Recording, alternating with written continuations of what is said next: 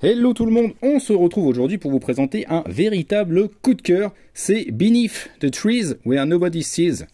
Désolé pour cet accent anglais épouvantable, c'est un titre sorti chez Ankama, avec une super belle fabrication. Regardez, vous avez un dos toilé, un petit signet pour servir de marque-page, et comme vous pouvez le voir sur la couverture, ça s'annonce plutôt gore. Beneath the Trees, on va faire plus simple, ça nous présente en fait un monde anthropomorphique, c'est-à-dire où des animaux, vous voyez, ont l'apparence d'humains, des ours, des chèvres, des chiens, des renards, bref, tout ce qu'on peut retrouver dans un Disney. Mais il y a un petit twist dedans, c'est qu'on va suivre cette oursonne, juste là, Samantha, qui est une tueuse en série.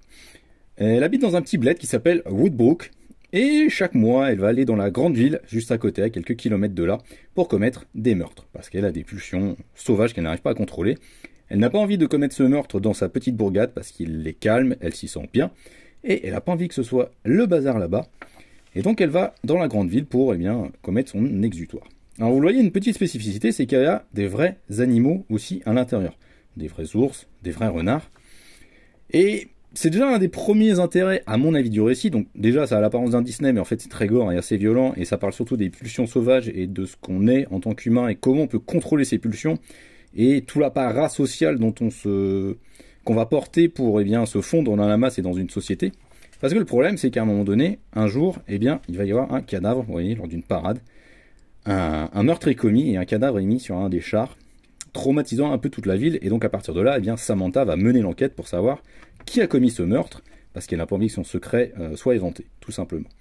Et donc c'est vraiment une enquête au déroulé très classique, il faut bien le dire, mais je trouve que l'intérêt du récit n'est pas là. L'intérêt du récit, il est dans la narration et dans les astuces qui sont utilisées à plein de moments pour nous mettre, pas sur des fausses pistes, mais nous plonger en fait dans l'état d'esprit de Samantha. Parce que je vous le disais, donc c'est un récit anthropomorphique avec des animaux qui prennent l'apparence d'humains.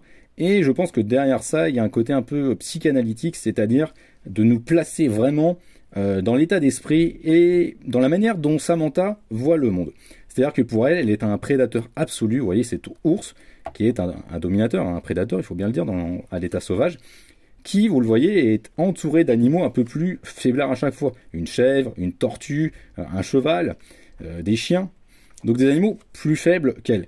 Et donc à mon avis, il y a tout un méta-discours, un discours derrière qui est de dire que voilà, elle c'est comme ça qu'elle perçoit le monde, elle s'imagine comme une ours, une prédatrice redoutable, et bien tous les autres sont des frêles animaux qui pourraient être ses victimes, mais pour qui elle a fini par se prendre d'affection et auquel elle a fini par s'attacher. Donc il y a vraiment tout un intérêt là-dessus, et puis la narration est, je trouve, magnifiquement gérée à l'intérieur du livre, parce qu'il y a plein de jeux sur les reflets, sur les fenêtres, avec les miroirs, pour montrer tout ce discours sur l'apparat social et comment on se camoufle derrière des masques pour s'intégrer dans une société. C'est un immense coup de cœur, les dessins en plus sont vraiment de toute beauté. En fait, je trouve ça très bien parce qu'ils sont tout doux, même les couleurs sont toutes douces. Et il y a ces moments ultra violents, comme là, vous voyez, où elle tranche la gorge du canard. C'est pas que ça jure, enfin si, ça jure, ça tranche vraiment. Et vous voyez là, par exemple, elle est dans son bain avec sa Charlotte, très très cool. Donc voilà, c'est vraiment très très chouette, un très très bon récit, je vous le recommande très très fortement. C'est publié chez Ankama et c'est vraiment excellent. Et j'en reparlerai en live. Ciao!